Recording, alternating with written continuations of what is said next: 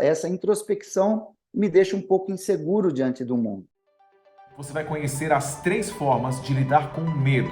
Você pode enxergar o mundo, compreender o mundo como uma imensa fortaleza inexpugnável de desafios, ou você pode simplesmente abraçar esse mundo com todos os desafios e enfrentá-lo. Pessoas que ajudam outras pessoas a terem sucesso através das suas histórias, através das suas experiências. E a história de hoje é a história de um menino tímido. Tímido ou introvertido? Tem diferença? Eu não sabia, mas tem diferença. O psicanalista Edson de Paula, que era introvertido, se tornou palestrante. Nesse vídeo, você vai conhecer as 3 formas de lidar com o medo. Medo de falar em público, medo de se expor, medo de ser reprovado. Se você gosta desse conteúdo, compartilhe e se inscreva. Muito bom. Olha, eu costumo me apresentar como um apaixonado pelo conhecimento e por compartilhar esse conhecimento com pessoas. Sou casado, tenho 2 filhos, já tenho 2 filhos, um de 33 e uma menina de 20. Olha, uma menina de 29, e sou um apaixonado por gente, por pessoas. Gente, Comportamento legal. e comunicação, assim, são as áreas da minha vida, as áreas mais importantes da minha vida, do meu conhecimento.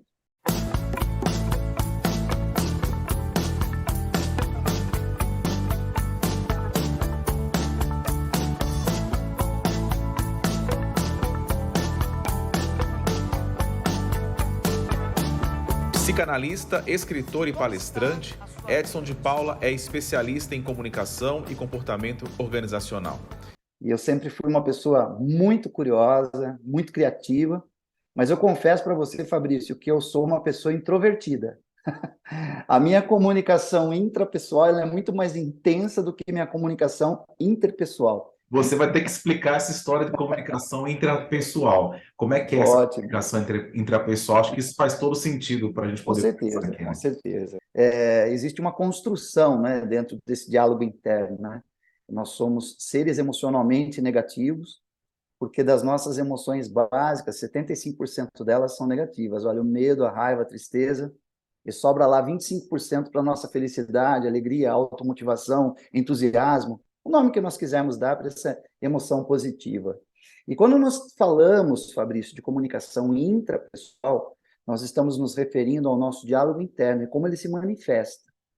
O nosso diálogo interno ele se manifesta implicitamente e por meio de pensamentos, sentimentos e percepções do mundo externo.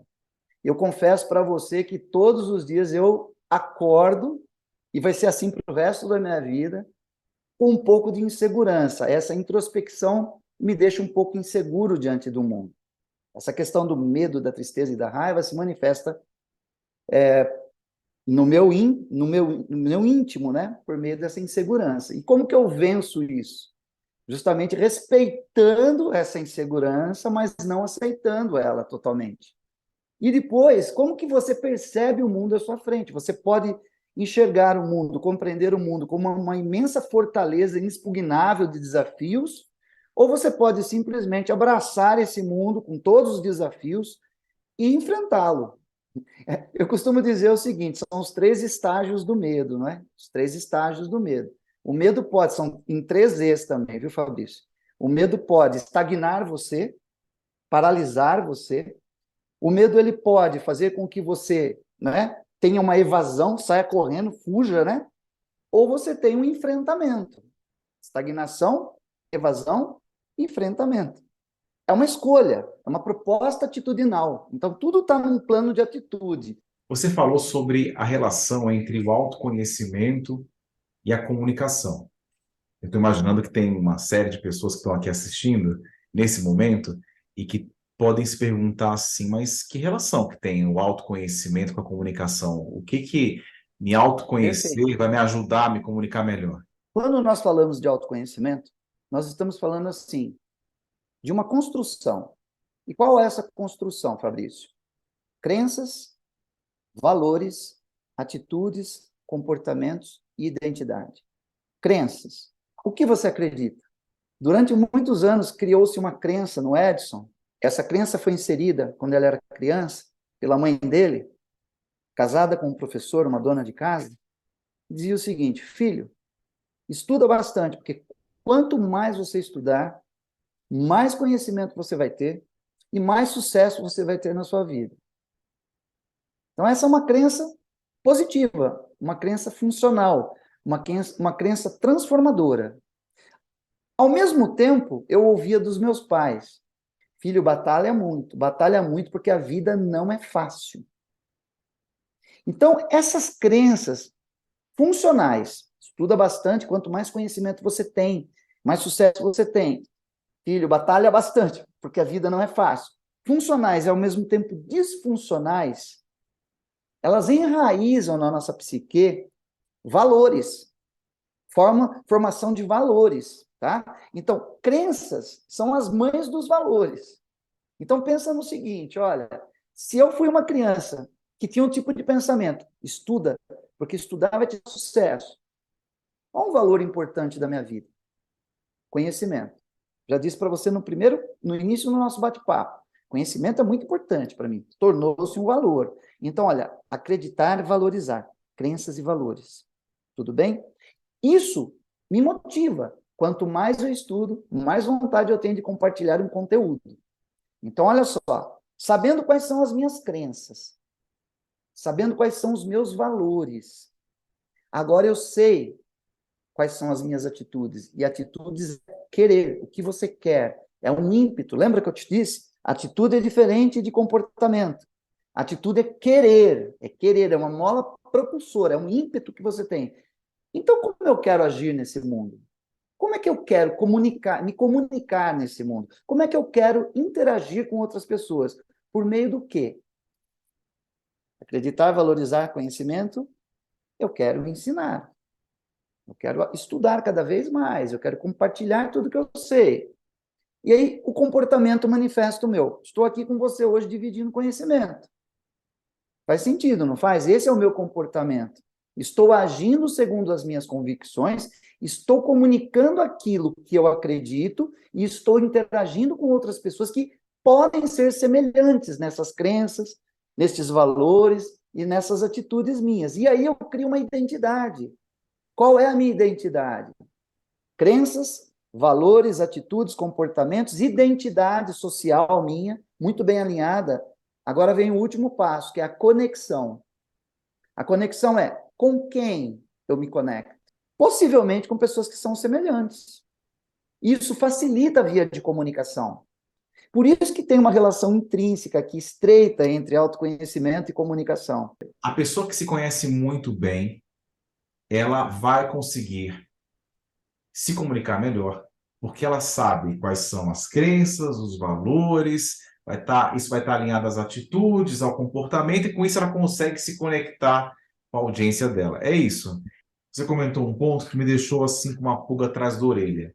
Você falou que a gente tem 70 ou 75% dos nossos sentimentos são negativos, Das nossas emoções. das nossas emoções. Isso. E aí, você citou algumas delas, né? Raiva, é, Tristeza, tristeza, medo. medo. Como é que a gente consegue? A gente tem que balancear isso? Ou não? E se sim, como é que a gente consegue fazer isso? Essa questão é uma questão assim visceral nas nossas vidas, não é? Porque cada uma delas tem uma função. Cada uma dessas emoções tem uma função. Para quem assistiu aquele filme divertidamente, compreende muito bem o que eu estou dizendo. Tentaram anular lá o medo, tentar só a felicidade, não vai dar certo. Reconhecer e respeitar é diferente de aceitar.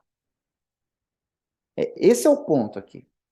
Reconhecer e respeitar que eu tenho medo, que eu sou inseguro, que eu sou introspectivo, não significa que eu tenha que aceitar. Porque tem um outro ponto aqui que é importante eu dizer para você. Lembra-se que eu disse, por exemplo, de uma crença que é construída muitas vezes na infância ou na adolescência, que ela é disfuncional, ou um pensamento que é disfuncional, do tipo assim: olha, batalha muito porque a vida não é fácil. Lembra que eu dei esse exemplo aqui? Isso te impulsiona ou te retrai? te aproxima dos desafios ou te afasta dos desafios? E aí, quando você tem um desafio, como que você faz a sua escolha? Você faz baseado assim, quer saber? Olha, é muito difícil, a vida não é fácil mesmo, então deixa eu recuar. Ou quando você erra e quando você falha, você pode usar isso de escudo, de desculpa emocional. Realmente eu errei, eu falhei dessa vez, eu fracassei. Quer saber? Porque a vida não é fácil. E você vive dando desculpas para si mesmo. Então, olha, se eu compreendo que essa crença me limita, é um pensamento disfuncional, é uma crença disfuncional, uma crença limitante na minha vida. Se eu também compreendo, respeito o meu medo, mas não aceito totalmente ele.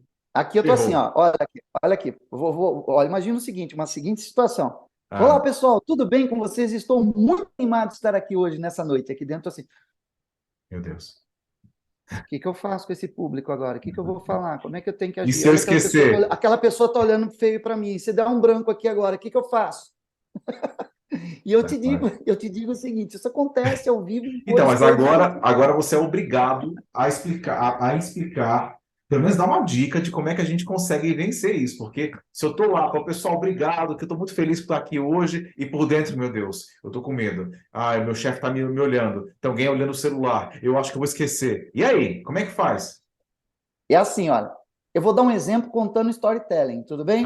Tá bom, vai. Eu acho que vai ser bem legal. Da primeira vez que eu fui num daqueles parques temáticos nos Estados Unidos, onde existem as montanhas russas maiores do mundo, em que você fica 90 graus assim, subindo, 72 metros de altura com queda livre, em que você, né, quase que você sai do seu corpo, literalmente a alma se desprende do corpo, tá bom, Aham, Fabrício? aham, aham. Então, eu tenho medo de alturas, pavor enorme de altura, e eu tinha certeza de que quando eu fosse para os Estados Unidos, principalmente com os meus filhos, adolescentes naquela época, eles iam querer ir nesse parque, eles iam ficar me provocando, então eu já fui preparado. Tem dois tipos de enfrentamento: o enfrentamento radical e o enfrentamento moderado. Você pode vencer o seu medo dos dois jeitos, de forma radical ou em doses homeopáticas. Porque esse medo me impede de me Aham. divertir, né? de experimentar coisas novas na minha vida, né? De me desafiar, não é verdade? Então, enfrentar isso de forma radical é ir na montanha-russa que te propicia a dose maior de medo que você pode ter naquele momento. Pronto. Vai na pior. Uma vez que você vai lá e enfrenta aquilo, as Uhum. outras montanhas russas parecem que elas são anãzinhas, né? Anãzinhas perto desse Tá bom. monstro. Aham. Né? Qualquer coisa pode ser. O que é enfrentar um medo de forma moderada, que foi meu plano B? Meu plano A era na forma radical. Uhum. Meu plano B. Viu? Essa é a montanha russa, a maior que existe aqui. E qual é aquela montanha russa em que os pais vão com as crianças? Aquela montanha-russa tranquilinha, né, para os pais irem com as crianças, Aham. olha, essa daqui é mais fraca, digamos assim. Bom, como é que eu vou começar? Vou começar primeiro na minha comunidade. Quando alguém pedir para alguém ler, eu vou lá, me ofereço, leio lá na frente de todo mundo. Na No igreja. caso, vai ter na igreja, na comunidade, não é que você frequenta, né? Uhum. É legal. Olha, aproveitar que vai ter o aniversário da minha filha, de 15 anos, então vamos ter lá mais ou menos Um umas 100 discurso. pessoas. Eu nunca fiz. Vou fazer um discurso em homenagem à minha Legal. filha, fiz esse discurso. Então, na minha carreira de palestrante, Fabrício, eu fui vencendo em doses homeopáticas.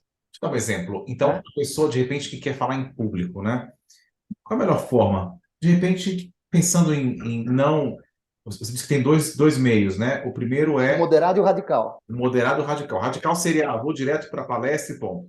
O segundo, eu vejo muito isso nas empresas hoje, né? É a pessoa, você junta com algumas pessoas da sua confiança e aí você faz aquela Isso, apresentação naquele grupo. Para cinco perfeito, pessoas, para três pessoas.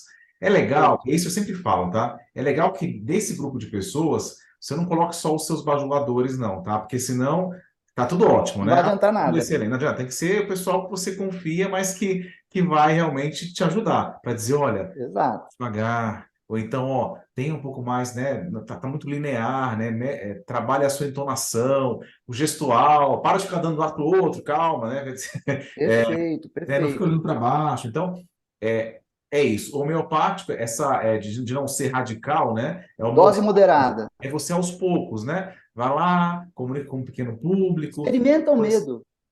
Nós estamos na etapa final, reta final, e eu tenho aqui uma última pergunta para te fazer.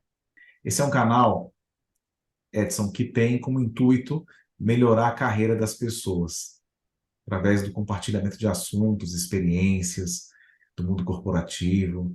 Só que a gente quer trazer de forma humanizada, né? Para que as pessoas possam, e aí com a curadoria de especialistas como você, para que as pessoas possam saber que é possível sim ir além, é possível sim você conseguir alcançar os seus objetivos. E nesse contexto, eu quero te perguntar, Edson, você acha que todos podem se comunicar bem? Todos podem se comunicar bem. O ponto aqui é o quanto você se conecta genuinamente com as pessoas. Sem medo de ser autêntico, sem medo de soar falso, porque esse é o ponto. Quanto mais você conectar o seu sentimento, a sua emoção com outro ser humano, eu vou te dizer uma coisa, tá? Acredite, porque você pode mais.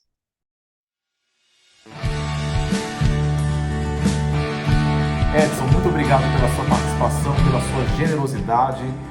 Com certeza esse vídeo vai ser muito útil para nós lidarmos com os nossos medos. Tchau, pessoal. Até a próxima.